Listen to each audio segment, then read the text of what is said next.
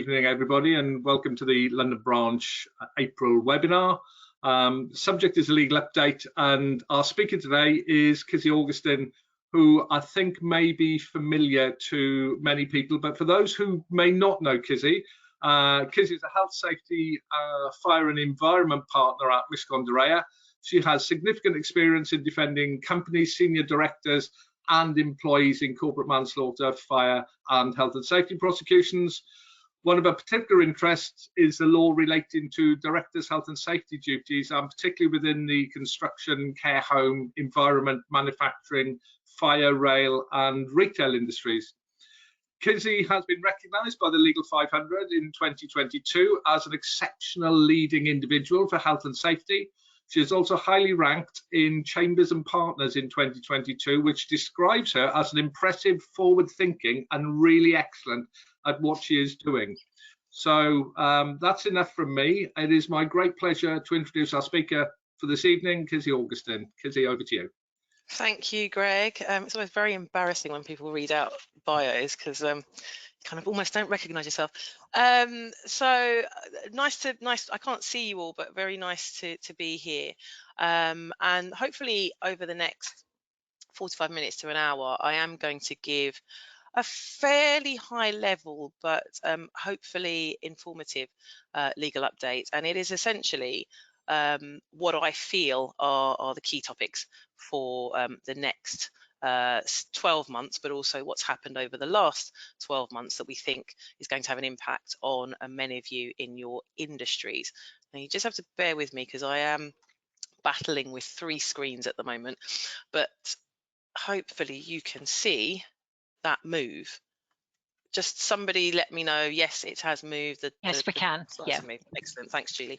All right. So just as an overview, this is what I plan to touch upon. I've got the pleasure of trying to make the Building Safety Act as interesting as possible. And I promise I am not going to go chapter and verse into what the building safety is all about and some of the changes that are coming in.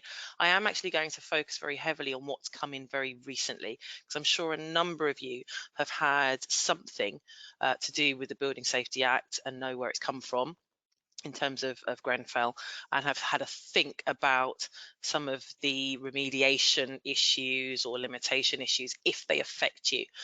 I hope that the bits that I want to talk about today are going to impact and be interesting to a number of people, not only those who are involved in sort of construction and real estate and property management. So I am going to talk about duty holders and the impact of the Act in respect of who those duty holders are, what's expected of them, and also talk about direction of travel in terms of health and safety, building safety, and that moving towards not only public accountability, but personal responsibility as well.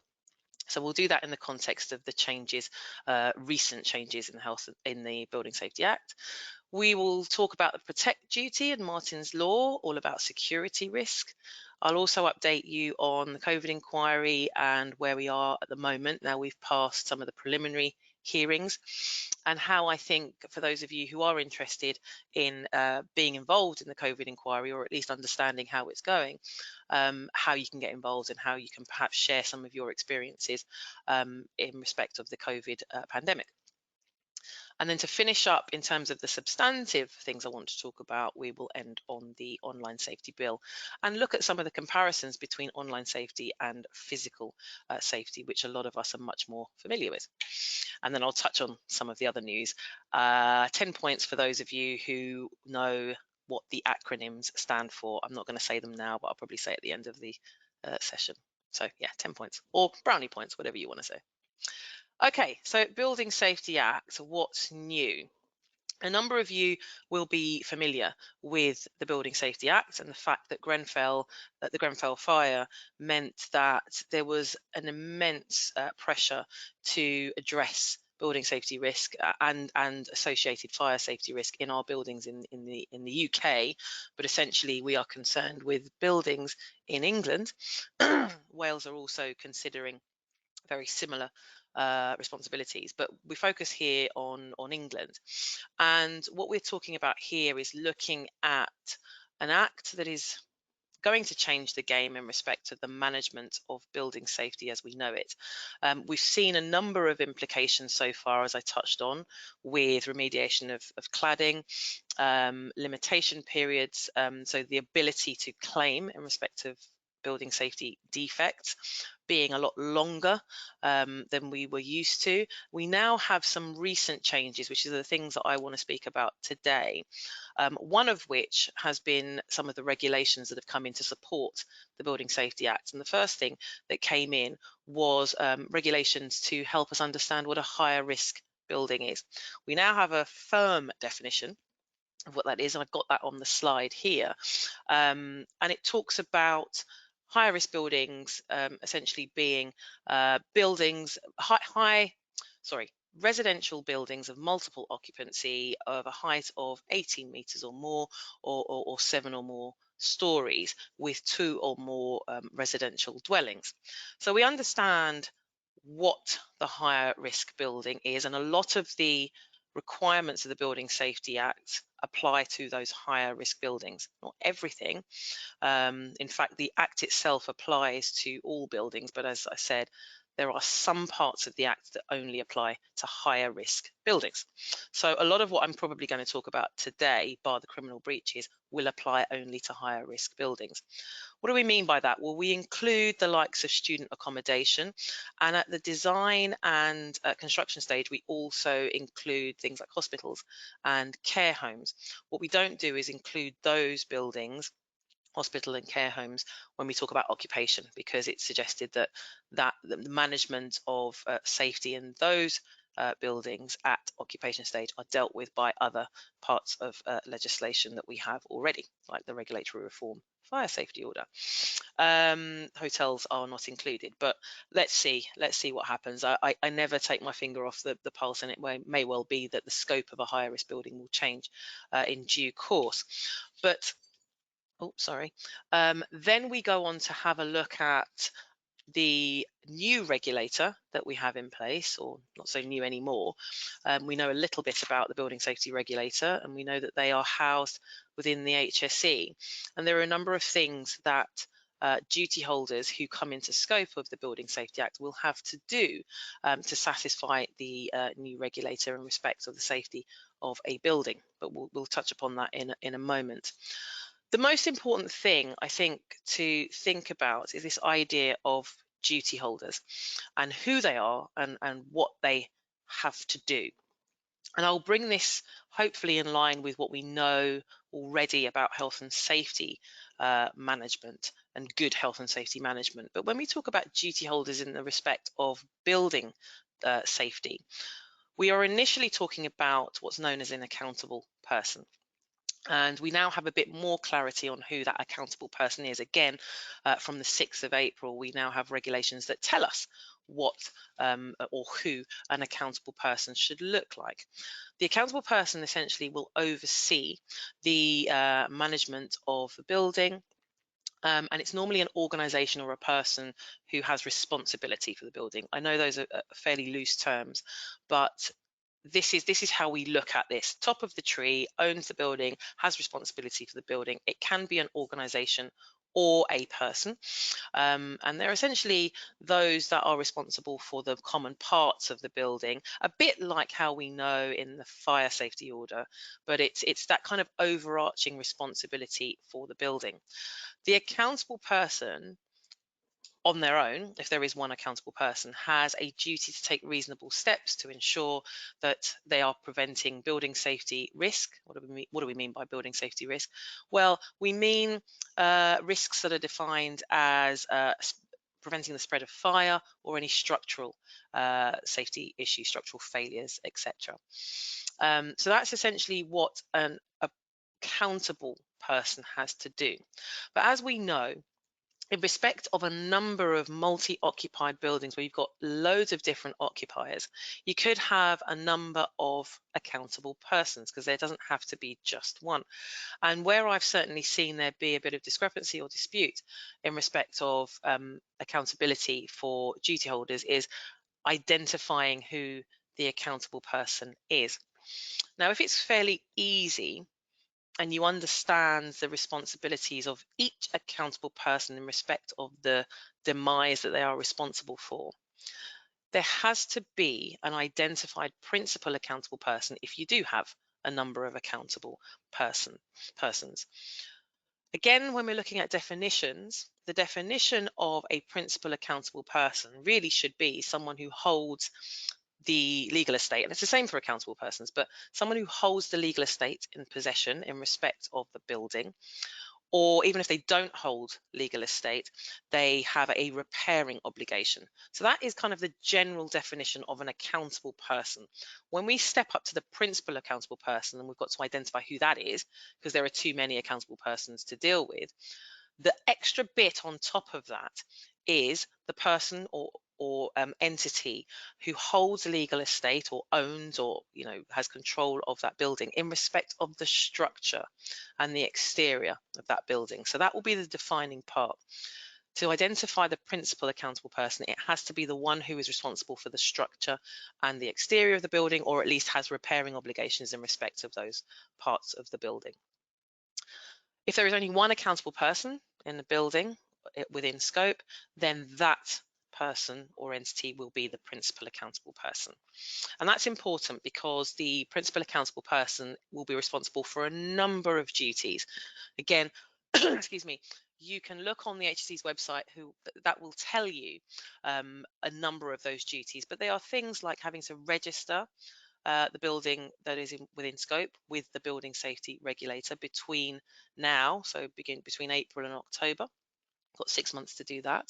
And any new building that comes into scope, before they are occupied, they have to be registered with the building safety regulator. And there are a number of other things that become important, such as preparing safety case reports, having the golden thread of information, and so on. So there are a number of things to think about as the principal accountable person.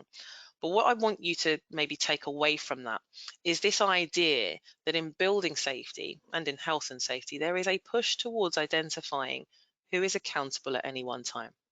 And that's not so different from where we've been in the past. With health and safety, we talk about duty holders. The duty that's owed by owners, occupiers, employers towards employees and non-employees. In the fire safety order, we talk about the responsible person, we talk about competent persons, we talk about duties that are owed to relevant persons. So again, it's looking for an identification of accountability at any one time. In the construction design and management regulations, we talk about duty holders within a supply chain, each one appointed correctly, competent, having their own duties, principal designers, principal contractors, they all have responsibilities, and there are similar roles within the Building Safety Act as well, all relatively caveated by that phrase so far as is reasonably practicable, particularly with health and safety and fire safety. But it's that push towards finding an entity or an individual accountable at any one time, so that there is never going to be a time in the life cycle of a building where somebody cannot be identified as being responsible. On top of that, I just want to mention a couple of things around the accountable person as well. So if there is a dispute, which there have inevitably been in the last few months, there is now an option, again, as a result of regulations that have been passed on the 6th of April, there is now an option for interested persons, so those people who believe they might be an accountable person or have an interest in the premises, they have an option to go to a tribunal and get a tribunal to decide who the accountable person or principal accountable person is. I can't tell you how that looks because it's still very early days, but we know that there is an option to go to a tribunal. And also, there is an obligation for all accountable persons to work together and collaborate and communicate and cooperate with each other. Now that sounds familiar to many of us who are involved in construction, because there is an obligation of a similar nature within the construction design and management regulations. So all duty holders, all responsible people within that realm have to work together to ensure safety. So it's not that dissimilar from where we've always been. I mentioned about building registration. So as we said, it's one of the key duties that a principal accountable person has to fulfill. We're aware of the building safety regulator, and I also want to mention this idea of another regulator to deal with. So not only do we have the health and safety executive proper, we have fire authorities, we have local authorities, there may be a number of other regulators that you deal with in your own sectors, but also now we have a building safety regulator who is responsible for the enforcement of building safety compliance. I've put down here the relevant regulations that have come into place, but the most important thing I want you to look at and think about here is this idea of non-compliance being a criminal offence, and perhaps that hasn't really been appreciated before in its entirety when dealing with building regulations. You know, you've often had to deal with an inspector who comes round and maybe signs things off. Here we are fairly firm on the idea that non-compliance is a criminal offence for which there are criminal repercussions, which I'll come to in a moment. But some of the concerns I know within industry have been, what about the current capacity of the HSE? We're aware of the fact that the HSE have limited resource anyway. Now they will be very stretched because they're going to have a number of dedicated inspectors that are going to be focused very much on building safety, and there'll be the inspectors going around and dealing with registration issues and dealing with site inspections, for example. How are they going to deal with the sheer amount of registration forms that are going to come in? I think at the moment we're on a number of about 12,500 premises that come into scope. I worry about the lack of resource that might be available, and therefore that pushes back the ability for these registrations to go through on time, at least by October. So I think that's a worry. And also, what about the new buildings that fall into scope? That will be an additional pressure on the HSE. So these are just things that certainly we've been thinking about in industry, but it is an offence not to do this, and all registrations must be in at the moment by October 2023. And I did say I was going to talk about criminal breaches. So where has this come from? Well, we've had criminal offences already, which I think some of us are aware of. But Judith Hackett, who was tasked with drafting the initial report in respect of the response to Grenfell, said a lot of things. And she said one thing about our regulatory regime not being fit for purpose, which was quite clear. But we also had a comment about our enforcement regime, and she mentioned that we have inadequate regulatory enforcement, inadequate regulatory oversight, and where enforcement is necessary, it's either not pursued or the penalties that are awarded are not significant enough to be a deterrent, for example. So again, as of the 6th of April 2023, we have a couple of criminal offences that have been fleshed out. One criminal offence is for breaching building regulations, and a new criminal offence of providing false or misleading information to the building safety regulator. Here I can see things like the requirement to provide information to the regulator via the safety case report, or providing information in respect of the golden thread. That information, I think it would be quite easy. I don't know because I haven't really seen the practical fallout from it, but I think it would be quite easy to mistakenly give the wrong information or give misleading information inadvertently, perhaps because you're not in receipt of all of the information, perhaps because there are others who are accountable who should be participating and contributing towards the provision of that information. So I think it could be quite easy to provide misleading information, but it is a new criminal offence under the Building Safety Act, punishable, both of them, by unlimited fines and potentially up to 2 years imprisonment for an individual. Not only that, but there is now an extension of time for notices to be issued in respect of the removal of work, remediation of work that's non-compliant or hasn't been dealt with in the way as requested by a regulator. Now, the time limit used to be 12 months to give a notice of that nature. Now the time limit is 10 years. I compare that to some of the changes, as I said at the beginning, where claims are allowed to be made in respect of remediation of safety defects to buildings for those buildings that were completed post June 2022. It's now an extension of 15 years and 30 years for those before that were completed, sorry, before June 2022. It's a long time. You know, if I think about the normal length of time or the limitation period within which claims generally can be made in the law, just very broad brush approach, it would normally be anything between 3 and 6 years. So to have extensions of time, notices being served up to 10 years from the time of breach or non-compliance, 30 years from the time of completion of a bit of remediation or the completion of the building. It's a long time.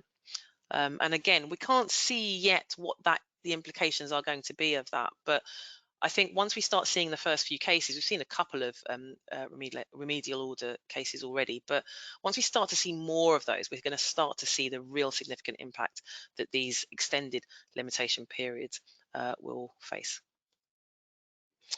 And I wanted to also touch on this idea of a director manager offence. Again, may not be unfamiliar to many of you. So in health and safety, we know that there is a director manager offence.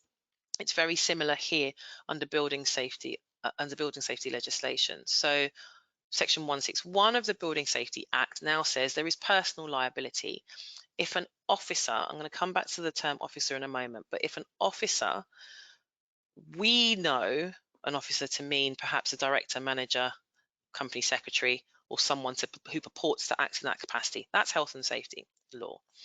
So if one of those people consents or connives in the commission of a safety offence, a building safety offence by an organisation, or there is the commission of the offence attributable to the neglect of that individual, then that individual, as well as the company, will be guilty of a building safety offence. That's very similar to Section 37 of the Health and Safety at Work Act. But I come back to this term officer. It's not yet been properly defined. We are assuming, hopefully correctly, that it will fall in line with the health and safety legislation that we know. So that's why I say director, manager, company secretary, or anyone who purports to act in that capacity. I think the term officer, though, has the scope to mean a little bit more than that. I think it could be anyone who has influence over the activities, building activities, or the activities in respect of the building, or responsible for works, or monitors works. I just think officer will be given a fairly broad interpretation when we start looking at cases that might be brought in.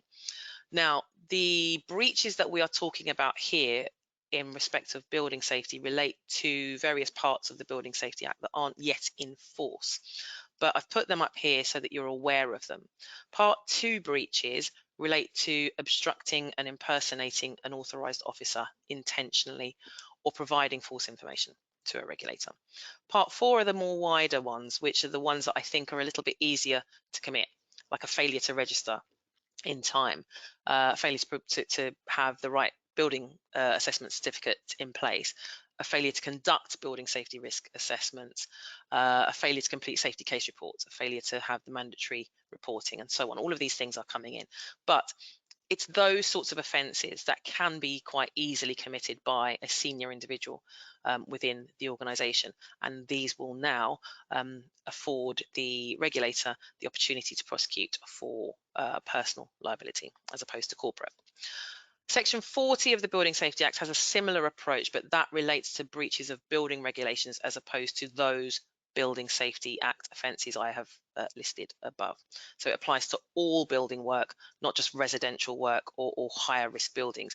Any breaches of the building safety regs could warrant a personal liability issue. Okay, so that's building safety. I did say I'm not going to focus too heavily on that. I hope that was enough on building safety. I'm going to just throw out another reminder for those of you who are responsible or involved in the fire safety management within buildings, because I just had to remind someone internally here about the Fire Safety England Regulations 2022, which is all about the prescripted duties that now have to be put in place in respect of fire safety. So that's the ones that bite for all buildings, the ones that are 11 meters or more and the ones that are 18 meters or more. So again, I'm not going to go through it today, but do, if you are responsible for fire safety within the building, or you know someone that is, do have a look at whether or not your building is in scope and whether or not you've got additional duties as a result of the regulations that came into play in January this year. Okay. So I move on now to security risk. We talk about the protect duty, Martin's Law. So the government has talked about this for some time. And again, most of these changes in the law or introduction of regulations are as a result of something that's gone on. Building safety, result of Grenfell. Protect duty or Martin's Law is no different. That was as a result of the Manchester bombing, where Martin Hett unfortunately died as a result of the terrorist attack, and this protect duty is named after him. The government are planning to publish draft legislation, which is hopefully very soon. It's going to start going through the route of House of Commons, House of Lords, but they are, in fact, they are talking about this in the sense that it will be brought in. So I'm pretty sure it will be, but it's going to give rise to duties for certain premises to uphold a protect duty. Now, as a result of the public inquiry into the Manchester bombing, there was a report that basically said here, as I said on the slides, inadequate attention was paid to the national level of the terrorist threat by those directly concerned with security. So they were saying in this case, this was a risk that was known and should have been appreciated by the security function at the Manchester Arena, and it really wasn't. And as a result of that, they want to put changes in place. And at the moment, there are no legislative requirements that stipulate that you must consider or you must implement security measures in the vast amount of public places. So the introduction of this protect duty actually would change the game and impose new obligations to businesses. What is the proposed duty all about? Well, I've put a summary up for you to have a look at, but essentially the duty will talk about two main elements. One of which is to establish a new requirements framework for those who are in control of certain public locations or publicly accessible locations and venues to consider the threat of terrorism and to implement suitable and sufficient and appropriate and proportionate measures to address those risks and to mitigate those risks. It also talks about the delivery of an inspection and enforcement regime, which is essentially going to seek to educate and advise businesses to ensure compliance with this new protect duty. And I think an inspectorate actually is going to be set up to deal with the enforcement side of things. What this protect duty is going to do is it's actually going to introduce a tiered approach to compliance to ensure that, I suppose, the burden is felt in a comparative way depending on the size of the business. So what it will do is if you are a business that has a maximum capacity of 100 or more, you will have the basic duty. If you are a business that has a capacity of 800 or more, then you will have the enhanced duty. And I think it's actually envisioned that the basic duty will be to have an appreciation of these risks and perhaps have a plan in place to mitigate risk as and when you see fit. The enhanced duty goes into much more detail, and it talks about the idea of security training, an enhanced preparedness plan, enhanced risk assessments. Yeah, there'll be additional things that you have to do to ensure that these measures are being put in place in an enhanced way to ensure that you are protecting the people that are either occupying the space or have access to the relevant location. What are the locations we're talking about? Well, again, I've put that here, where we're talking about locations for the purposes of entertainment, leisure, food and drink, retail, museums and galleries. I think I've put down there sports grounds, visitor attractions, places of worship. Now, the places of worship is an interesting one because that doesn't fall into the need to have a specific capacity, they will just have the duty. But we talk about healthcare, education, and so on. Anywhere that has, publicly accessible location within the scope of the capacity, so the 100 people and the 800 people. And then I did mention the inspection regime. So the government are planning to set up, as I said, this inspectorate, may be made up of the current counterterrorism policing unit. So that currently holds a number of the UK's police forces, and this inspectorate is essentially going to deal with imposing sanctions for non-compliance, for serious breaches. It could include potential fines, possibly unlimited, maybe, if we follow the pattern that we have already. And those that are going to be investigated, I think, would be expected to demonstrate that they have got or considered effective and proportionate measures to identify what's reasonable in their specific circumstances. So that's back to our kind of dynamic risk assessments that identify risks and ensure that we've got the right control measures in place. One of the issues I think we're going to come across is, again, back to this duty holder idea. So who is a duty holder? Well, at the moment, we believe it's owners and operators of those locations that come into scope. But some of the things that we've seen, certainly from our clients, is that there is a little bit of discrepancy between whether a landlord and a tenant and a license holder and an occupier might well fall into scope, and we don't know who will bear the burden of having to implement some of these measures. And some of the measures are quite onerous because they actually include things like very intense vehicle bomb blast assessments and so on. So at the moment, we've got clients who are receiving letters from the counterterrorism policing unit to suggest what type of assessments should be in place, and almost softly, or maybe not so softly, encourage them to put these things in place now before Martin's Law comes into play. So it is worth looking into if you are someone who is involved with a potentially publicly accessible location. Okay, moving swiftly on to the COVID inquiry. Where are we now?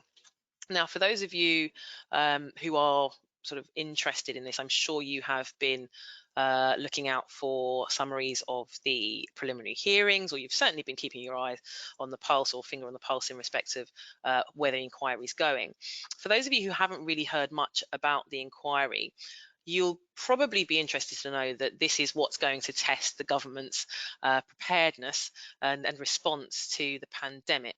So it's hopefully going to assess the impact of the pandemic itself, but also the way in which the government responded in a number of different ways, and learn some lessons for the future.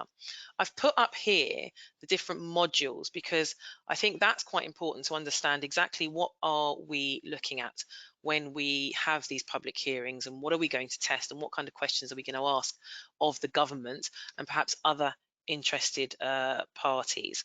So module 1 is about preparedness and resilience. I'll put some sort of bullet points there to think about, but it's to look into preparedness for the pandemic, whether it was properly planned, whether the UK, we were ready for the eventuality. It will scrutinise government decision making, and also hopefully see if we can learn some lessons from, or if we did learn lessons from earlier incidents or similar situations that we could have put into practice, both in the UK and also international previous incidents.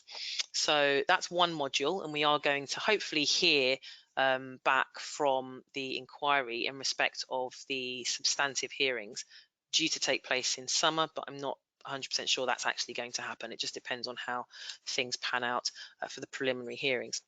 Module 2 is much more about political governance. It will be looking at the administrative side of the governance piece and the decision making, the interaction between local and voluntary sectors with the government, whether or not the non-pharmaceutical measures that were put into place were correct, appropriate, sufficient, what factors contributed to the implementation of these non-pharmaceutical measures, etc., etc.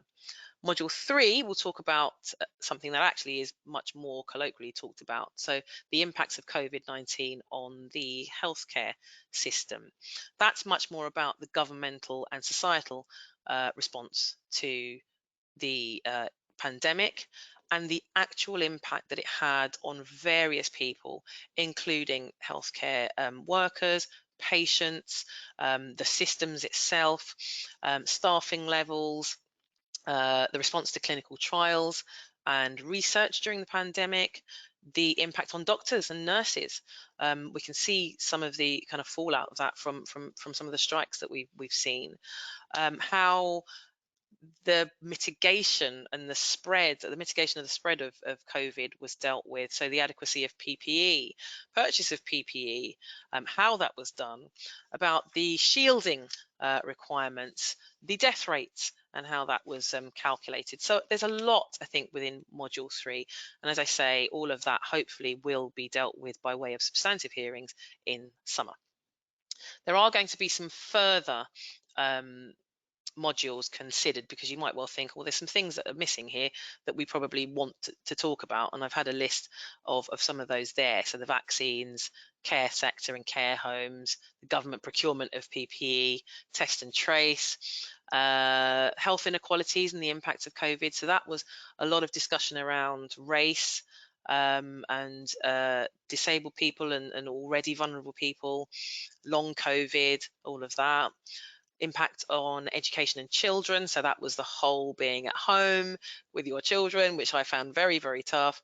But again, it's the impacts of, on children and the fact that they were home for so long, being homeschooled, and how that was dealt with. And also, I think, for key workers and delivery drivers, and so on. So there's a lot in that. Why are we talking about it so much, and why are we interested in it? Well, I think if you have a vested interest, and there are things that perhaps you personally have experienced, you as an industry, you as an organisation, feel that you could contribute to the inquiry, and you think you've got a message to share, but more importantly, there are things that you think might be talked about that might impact you as an organisation or an industry, then actually you should be applying to be a core participant. And why is that advantageous? Well, it is because as a core participant, you have access to information within the inquiry, reports, you are allowed to ask questions of witnesses, and you are a part of the inquiry hearings yourself. So you get a chance to actually redress the balance if that's necessary. Excuse me, you get a chance to ask questions of those pertinent people that you think ought to be asked certain questions because it impacts on your industry. So that's one way of doing it. Another way is if you feel that perhaps you don't want to be a core participant, or there's no appetite to be a core participant, but you do have something valid to say, there's a possibility of sharing your experience on the website, which I think is called, in fact, it's just usefully called Share My Experiences, which is a tab on the inquiry. So there is a COVID-19 inquiry website, which you can Google if you don't know how to get to it. But there's a tab which you can tap on, and you can share your experiences and as an individual, and the inquiry will take that into account as part of the overall hearings. Now, how they're going to do that, I'm not quite sure, but one of the things that came up certainly when this was introduced was some of the interested parties, like the disabled groups, and perhaps some of the race groups as well, criticised the inquiry for instituting an entity to deal with those share your experiences issues. And in fact, there was a potential conflict of interest because the entity that was appointed to deal with that listening project and dealing with where bereaved families, for example, can talk about their experience of the pandemic, that entity actually had previously worked on government initiatives, including the obesity campaign, which was actually following the pandemic, and actually previously worked on a Conservative Party election campaign. So there was some criticism of the way in which the inquiry went around appointing a company to deal with the listening project. There's also some suggestions that the bereaved families in particular feel quite silenced and feel quite sidelined. They don't feel that they've been the focus of the inquiry so far. I think that will come, but I understand that the point of view. They feel that they need to have much more of a voice in the inquiry. So we watch this space. We'll see, hopefully, if the substantive hearings happen in summer, and we monitor also the increasing costs that surround the inquiry. And I think to date, we are in the region of about 85 million spent in respect of the all costs relating to the inquiry, and we haven't even yet had a substantive hearing or had any evidence heard. So quite concerning, but we keep an eye on things. And then the last substantive bit that I wanted to speak about was the online safety bill.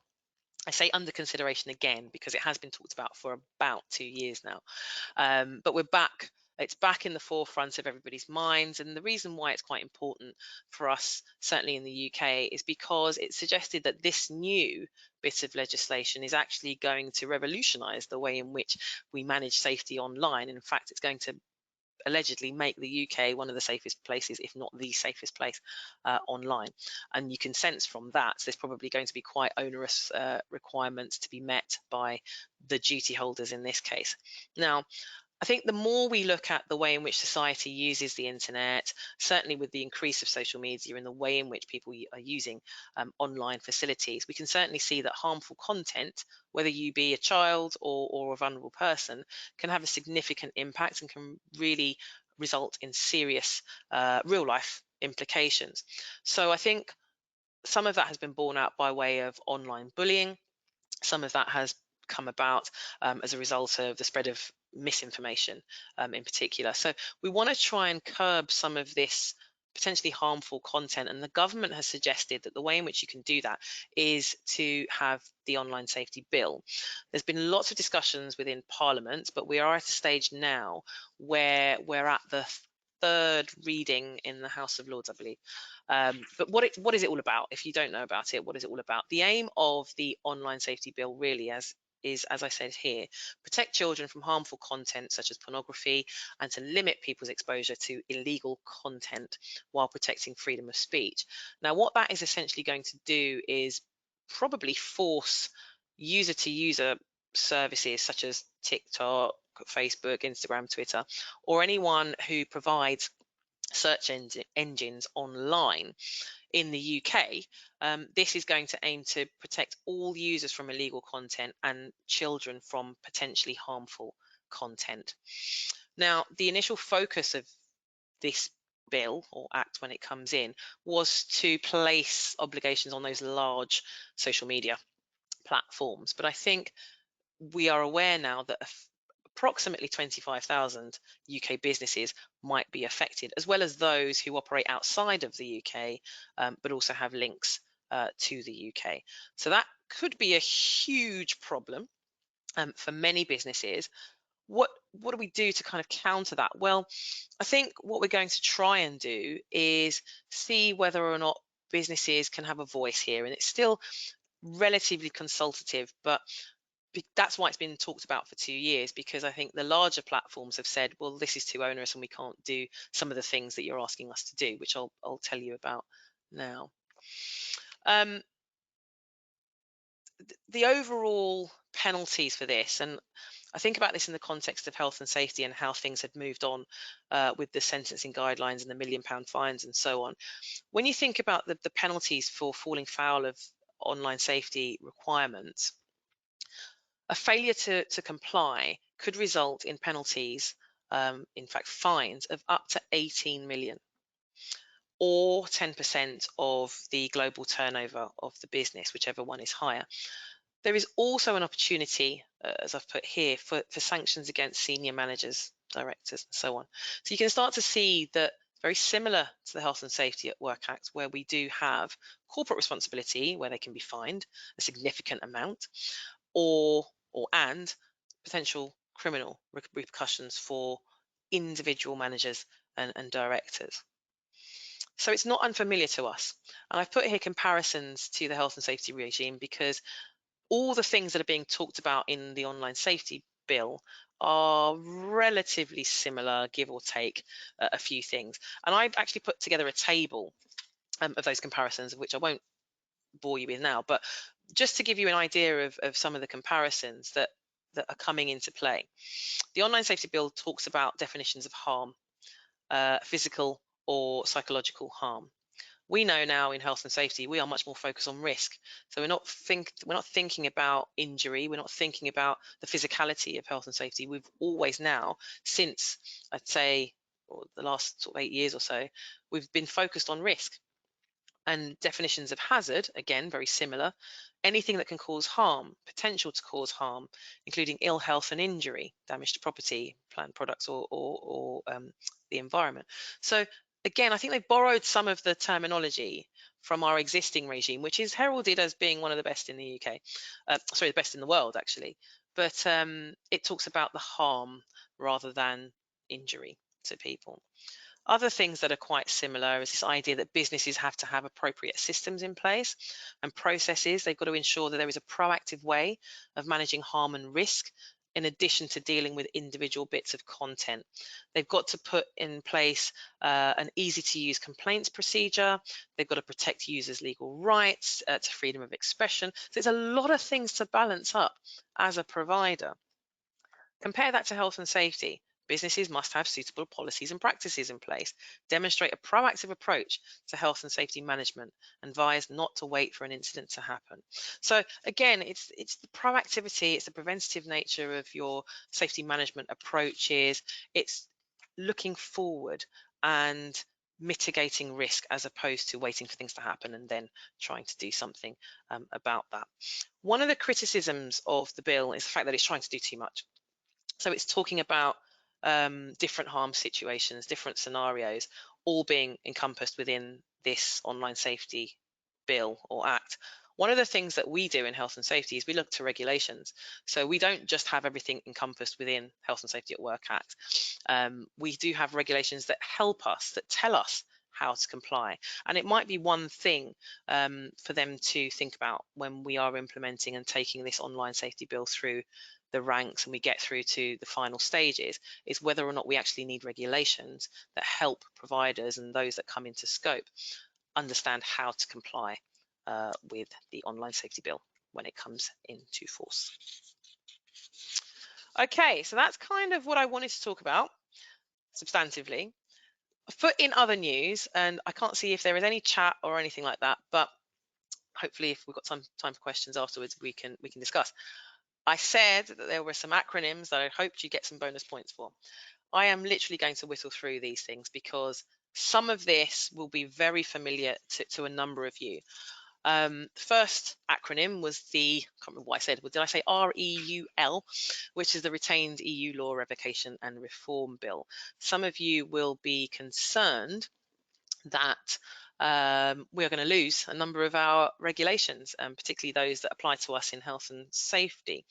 Now, one of the things that we are concerned about here, and this is also just had its second reading in the House of Commons, talking about the situation. And for those of you who don't know, it's really the bill that's designed to get rid of all of those regulations. Approximately, I think we're at a number of about 4,000, 4,500 regulations.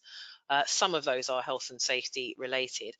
And those are the regulations that were saved as a result of Brexit.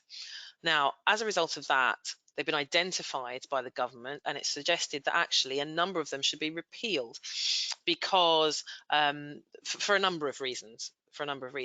It doesn't apply to acts, but it does apply to things that are known as regulations. As I said, includes management of health and safety regs, welfare, first aid, working at height, and potentially CDM as well.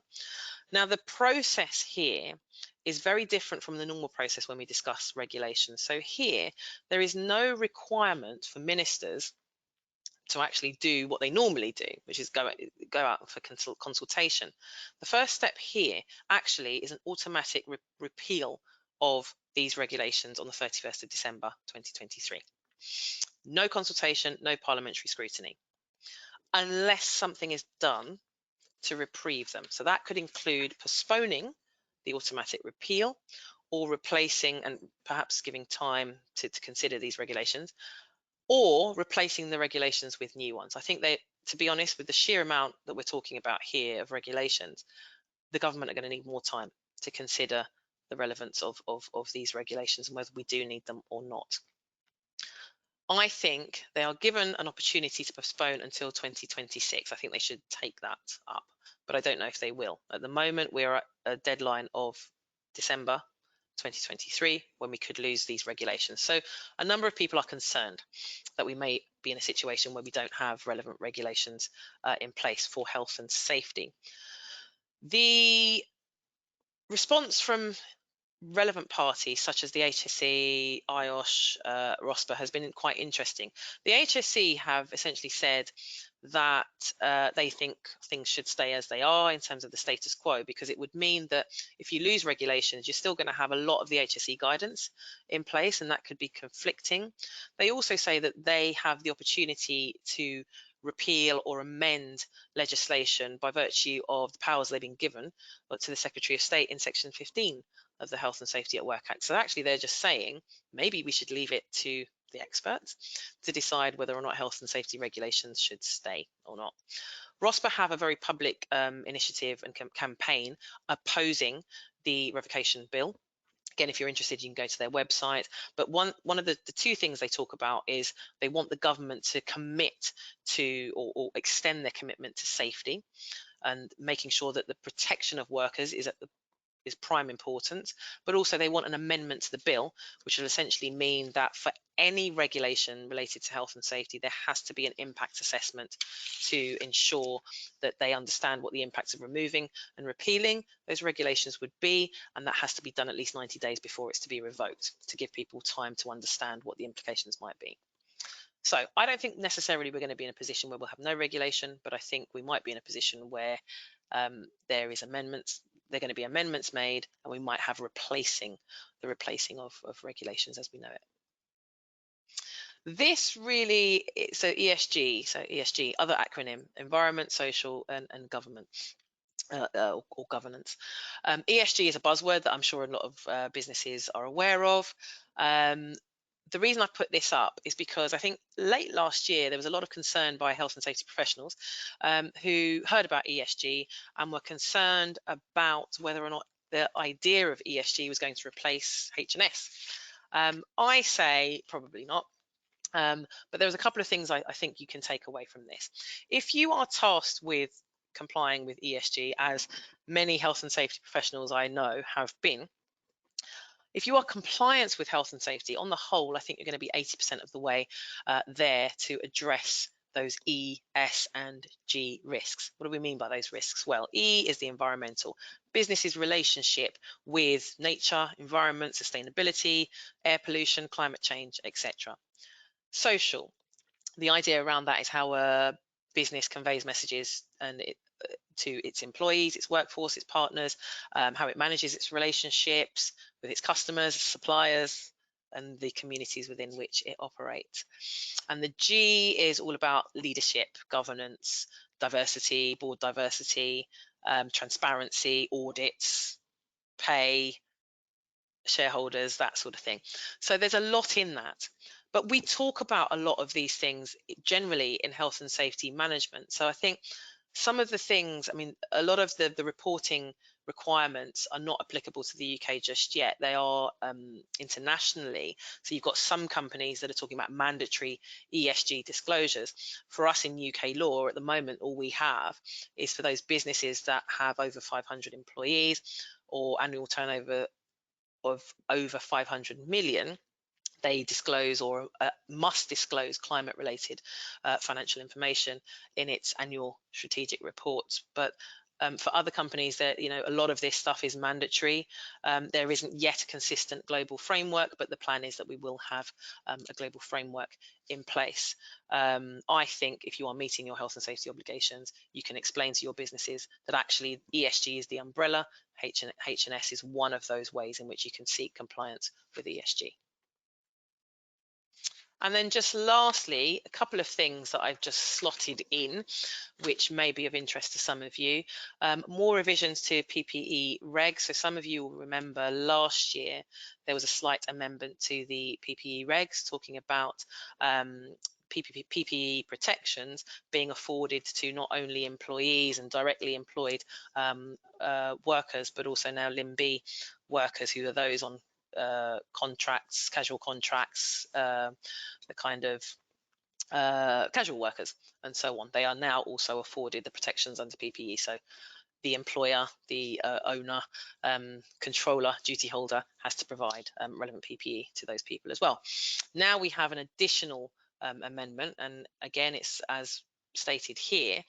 This is all about products being on the UK market having to have UKCA marking instead of CE marking as a result of Brexit and removal from Europe. The date by which products are placed on the markets in the UK must be UKCA marked by the 1st of January 2025. There are two exceptions to that. Anything that qualifies as Northern Ireland goods can be continued to be placed on our markets bearing CE marking after the 1st of January. And also CE marked PPE that's placed on the UK market or EU markets before the 1st of January 2025 and hasn't yet reached the end user who is going to use that elsewhere or sell it on or so on, can continue to circulate within either market until it reaches end user. So very specific amendment, but has come in now. And then just lastly, probably and hopefully the most significant for those of you who are in stressful environments, April is in fact Stress Awareness Month. The HSE remind us of that, and they've got a very good page and link on their website to things that are going to help businesses manage certainly stress for the workforce. So it's a reminder really to reach out and have conversations within the workplace about stress, mental health, where you work, who you work with, and it's that, as we have called in the past, softer side of health and safety that perhaps we don't talk about enough. The stats speak for themselves. In the last year or so, we've had 914,000 workers who have stated they have been suffering from work-related stress, depression or anxiety, 17 million working days lost as a result of stress. So those are pretty significant figures. The HSE have got very good links to some of the initiatives that they are involved in and responsible for, like the Working Minds campaign, all about preventing and mitigating work-related stress, and encourages good mental health, and that includes having the right policies in place and procedures. And the HSE's guidance for managing stress, kind of stress management standards, pretty good also on the Health and Safety Executive's website, includes a stress risk assessment template. So, lot to think about, I think. Hopefully there is something for everyone. I note that we're coming up to the hour. I'm quite happy to hang on for another sort of 10 minutes or so if there are questions. But in the meantime, thank you very much for sitting tight and listening to my ramblings for the last hour or so. And I hope you found some of it, if not all of it, helpful. Thank you, Kizzy, for an excellent presentation. Make a very complicated subject sound very straightforward. I hope so.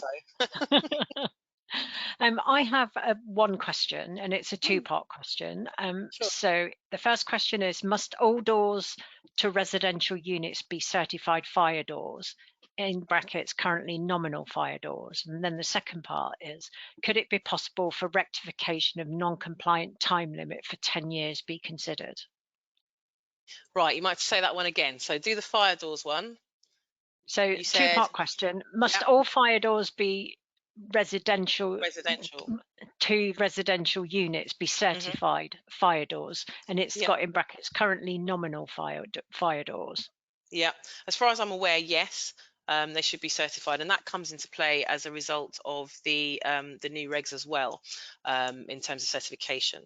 So it's essentially what you're looking at is a way of demonstrating the integrity of those fire doors, and that's a good way of doing that is through certification. Yes.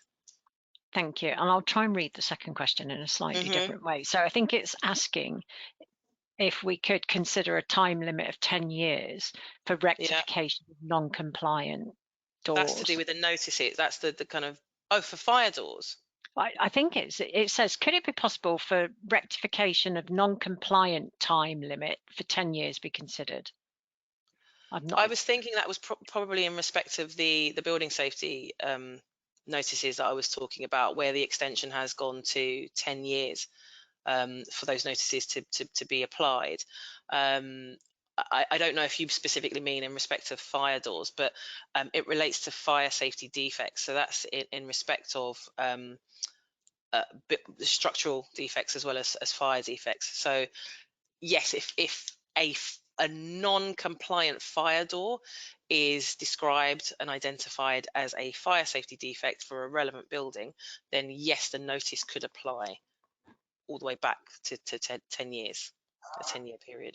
Thank you. I'm assuming that's it because it was a two-part question, so I think they're both connected. But if Jeff would let us know what, I think Greg's got a question as well. So, so it says no complaint fire doors.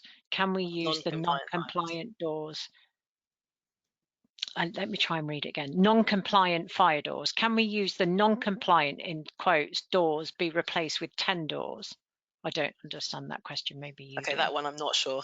I'm not sure if I understand that. Can you replace a non-compliant door with 10 doors? I wouldn't recommend it, but I mean, maybe it's a different context. Maybe I think there's something lost in the translation there. So apologies there. Okay, Greg, shall we move on to your question?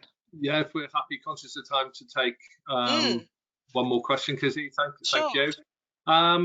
With regards to similar topics, so it's Fire Safety Act, Building Safety Act. Obviously, over the last 3 years, we've seen it applied to 2 or more residential properties, and the Building Safety Act brought in 2 or more residential properties, plus 7 stories for 18 metres. And then we've had the England regs this year include a height of 11 metres. Do you believe we will see more scope creep occur as more regulations come out? Is the first part. And the second part is bearing in mind that not just for high-rise residential properties, but whether they're commercial buildings, particularly buildings in the property management sector, where historic records can be, I suppose, thin in instances generally with regards to the history of building from a fire perspective. Would some of the principles be sensible to implement for those who are currently not in scope, but maybe in the future, or just from a general fire safety perspective, is understanding where they are now? So, I mean, even for both of those questions, good question. My gut feeling, and I've always had a gut feeling about the scope of buildings in respect of both fire safety and building safety, but more importantly, building safety for the purposes of today. I suspect that the scope is going to increase, it's going to widen, and that may well be simply because of public pressure. Notwithstanding anything else. I think at the moment, yes, we've got some slightly arbitrary requirements in the whole 18 meters, 11 meters, and then all buildings. I think that there may well be some scope for other types of buildings to be brought into scope. So at the moment, the big one was the hotels, and I'm not yet sure whether or not a definitive answer has yet been given as to whether or not they will be or won't be brought into scope. At the moment, not, but I can't see why that wouldn't necessarily change. In fact, I had someone talk to me today begging for it to be brought into scope, because actually they just want a bit of uniformity in the way in which these buildings are being dealt with, and they really can't see a massive difference between student accommodation, where you've got perhaps 18 meters of students housed in a building where they would need to understand strategy and evacuation and so on, versus a hotel where you've got lots of people, perhaps even not from this country, staying in a dwelling environment, not understanding strategy and evacuation and so on. So I suspect there's going to be a slight change in scope, whether that is in respect of the height or the type of building included. One of the things that you kind of mentioned as well is in respect of commercial buildings. And at the moment, probably, and I don't want to say this about all commercial buildings, but yes, you might be right. The information available is probably more scant than it would be in a residential environment, because there's been so much focus on resi buildings and how important it is to protect the residents of that building. I suppose in a commercial building, it's only for a period of time that you've got to really worry about the occupancy of that building. But again, you're still going to have potentially vulnerabilities within that building. So I think people shouldn't forget the importance of commercial buildings and the existing legislation and what it means and how it attaches to the responsibilities within commercial buildings, notwithstanding the fact that we've got the regulatory reform order that talks about, you know, commercial buildings and how they should be dealt with. So I think we just mustn't forget, yes, this is a new act, and it talks about lots and lots of things. We've got pages and pages and pages of stuff that we're still wading through, but we mustn't forget the existing legislation that we have that also applies and also deals with the mitigation of risk in respect of these types of buildings. Okay, thank you for that. Do we have time for one more question, Julie? We don't have any more questions. I have potentially one because you may not want to answer, which is going on. If it's something I don't want to answer, then you shouldn't ask me. No, go on. Okay, is with regards to the COVID inquiry. And bearing in mind, as an institute, we are the International Institute of Risk and Safety Management, and accepting this was a public health issue primarily with regards to COVID-19.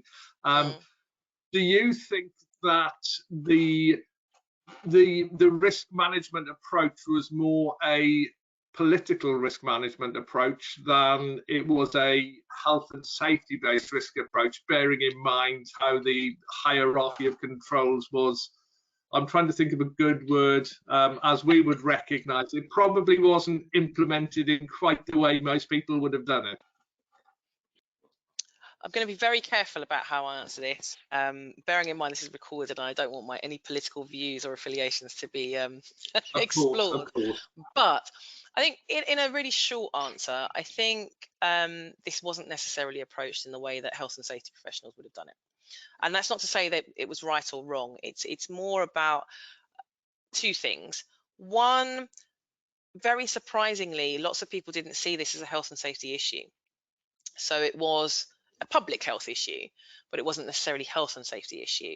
I saw it very largely as, you know, both in a lot of ways, and I could have seen a lot of benefit in adopting some of the management strategies that health and safety professionals would have done, particularly those with a background in the spread of communicable diseases and so on. I think that could have been very beneficial, but I'm not yet clear how much involvement there was from those sorts of experts and providing that expertise. But I think also there were issues around the pressures that were happening at the time, and also we have the benefit of hindsight. We mustn't forget that. So sitting back as professionals in any guise, we are talking about criticism of a government who we say perhaps didn't act appropriately, effectively, reasonably, thoughtfully, I mean, in respect of certain individuals.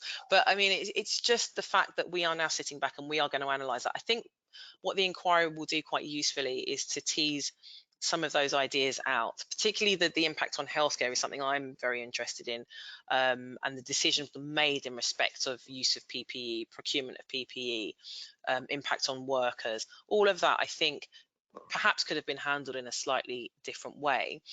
What I'm also interested to see is whether another buzzword, accountability, will be brought into play, and what that looks like in the aspects of the COVID inquiry. What do we mean? How are we going to hold the government accountable? Or are we going to focus on individuals and their conducts and how they contributed to perhaps a seemingly woeful attempt to mitigate the spread of the virus and to mitigate the impact on just kind of the general public. So that's what I'm interested in. But I do think, yes, different approaches could have been taken. They could have borrowed quite a lot of strategies from the health and safety sector for sure. Brilliant. Thank you very much indeed. And I think, again, in view of the time, we will draw our session to a close. Just remains for me to say thank you all for joining us, particularly thanks to Kizzy. Once again, fabulous presentation, huge amount of food for thought across a number of areas. As always, Kizzy, thank you very much indeed for your time, and I hope everybody has a good remainder of their evening. Enjoy your Good evening, evening, everyone.